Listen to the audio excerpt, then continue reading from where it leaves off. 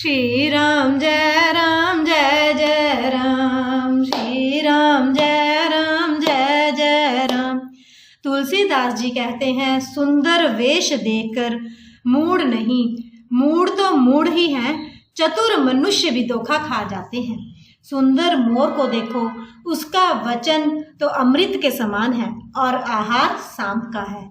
कपट तपस्वी ने कहा, इसी से मैं जगत में छिप कर रहता हूँ। श्री हरि को छोड़कर किसी से कुछ भी प्रयोजन नहीं रखता। प्रभु तो बिना जनाए ही सब जानते हैं, फिर कहो संसार को रिझाने से क्या सिद्धि मिलेगी। तुम पवित्र और सुंदर बुद्धि वाले हो, इससे मुझे बहुत ही प्यारे हो और तुम्हारी भी मुझ पर प्रीति और विश्वास है। हे तात, अब यदि मैं तुमसे कुछ छिपाता हूँ तो मुझे बहुत ही भयानक दोष लगेगा। ज्यों ज्यों वह तपस्वी उदासीनता की बातें कहता था, त्यों त्यों राजा को विश्वास उत्पन्न होता जाता था। जब उस बगुले की तरह ध्यान लगाने वाले कपटी मुनि ने राजा को कर्म, मन और वचन से अपने वश में जाना, तब वह बोला, हे भाई, हमारा नाम एक तनु है। यह सुनकर राजा ने फिर सिर नवाकर कहा, मुझे अपना अत्यंत अनुरागी सेवक जानकर अपने नाम का अर्थ समझाकर कहिए। कपटी मुनि ने कहा, जब सबसे पहले सृष्टि उत्पन्न हुई थी तभी मेरी उत्पत्ति हुई थी। तब से मैंने फिर दूसरी देह नहीं धारण की, इसी से मेरा नाम एक तनु है। हे पुत्र, मन में आश्चर्य मत करो, तप से कुछ भी दुर्लभ नहीं है। तप के बल से ब्रह्मा जगत को रचते हैं, तप ही के बल से विष्णु संसार का पालन करने वाले बने हैं। तप ही के बल से रुद्र संहार करते हैं। संसार में कोई ऐसी वस्तु नहीं जो तप से ना मिल सके। यह सुनकर राजा को बड़ा अनुराग हुआ। तब वह तपस्वी पुरानी कथाएं कहने लगा। कर्म, धर्म और अनेकों प्रकार के इतिहास कहकर वह वैराग्य और ज्ञान का निरूपण करने लगा। सृष्टि की उत्पत्ति, पालन और संहार की अपार आश्चर्य भरी कथाएं उसने विस्तार से कही। राजा सुनकर उस तपस्वी के वश में हो गया और तब वह उसे अपना नाम बताने लगा। तपस्वी ने कहा, राजन, मैं तुमको जानता हूँ। तुमने कपट किया, वह मुझे अच्छा लगा। हे राजन, सुनो, ऐसी नीति है कि राजा लोग जहाँ तहाँ अपना नाम नहीं कहते। तुम्हारी वही चतुराई समझकर तुम पर मेरा बड़ा प्रेम हो गया है। तुम्हारा नाम प्रताप भानु है। महाराज सत्यकेतु तुम्हारे पिता थे। हे राजन, गुरु की कृपा से मैं सब जानता हूँ, पर अपनी हानि समझकर कहता नहीं। हे तात, तुम्हारा स्वाभाविक सीधापन, सरलता, प्रेम, विश्वास और नीति में निपुणता देखकर मेरे मन में तुम्हारे ऊपर बड़ी ममता उत्पन्न हो गई है। इसीलिए मैं तुम्हारे पूछने पर अपनी कथा कहता हूँ। अब मैं प्रसन्न हूँ, इसमें संदेह ना करना। हे राजन, जो मन को भावे वही मांग लो। सुंदर प्रिय वचन सुनकर राजा हर्षित हो गया और मुनि के पैर पकड़कर उसने बहुत प्रकार से विनती की। हे दयासागर मुनि, आपने दर्शन से ही चारों पदार्थ अर्थ, धर्म, काम और मोक्ष मेरी मुट्ठी में आ गए, तो भी स्वामी को प्रसन्न देखकर मैं यह दुर्लभ वर मांगकर शोक रहित हो जाऊं। मेरा शरीर वृद्धा अवस्था, मृत्यु और दुख से रहित हो जाए, मुझे युद्ध में कोई जीत ना सके और पृथ्वी पर मेरा 100 कल्प तक एक छत्र अकंटक राज्य हो।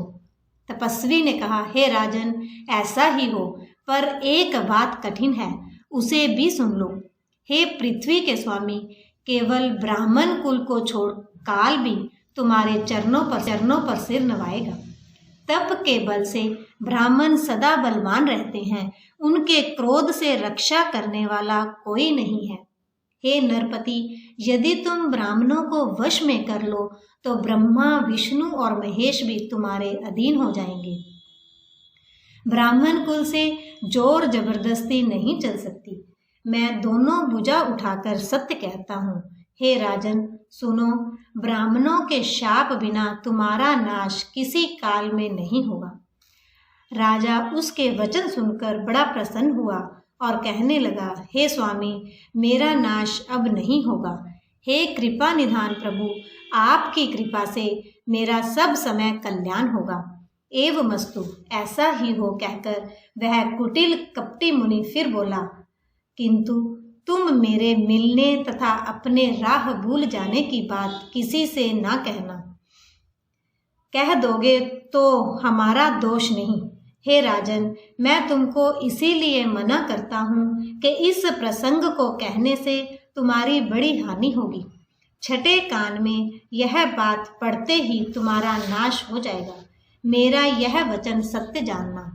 हे प्रताप भानु सुनो, इस बात के प्रकट करने से अथवा ब्राह्मणों के शाप से तुम्हारा नाश होगा और किसी उपाय से, चाहे ब्रह्मा और शंकर भी मन में क्रोध करें, तुम्हारी मृत्यु नहीं होगी।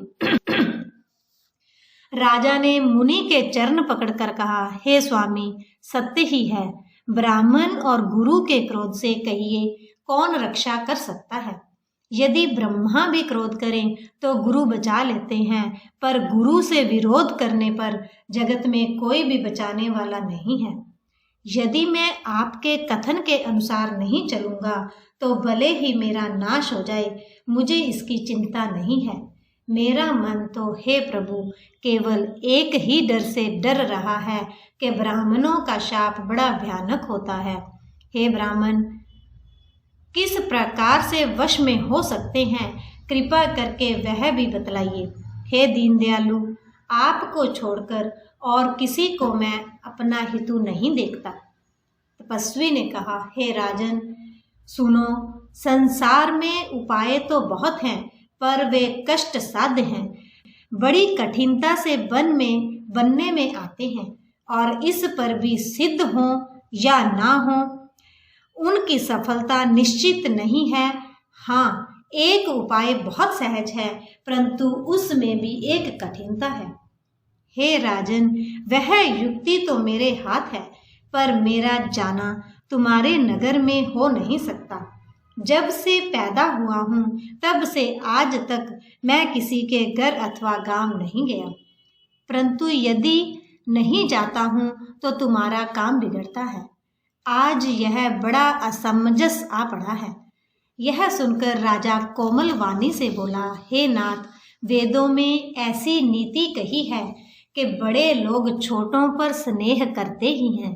पर्वत अपने सिरों पर सदा तृण घास को धारण किए रहते हैं, अगाध समुद्र अपने मस्तक पर फेन को धारण करता है, और धरती अपने सिर पर सदा धूलि को धारण किए रहती है।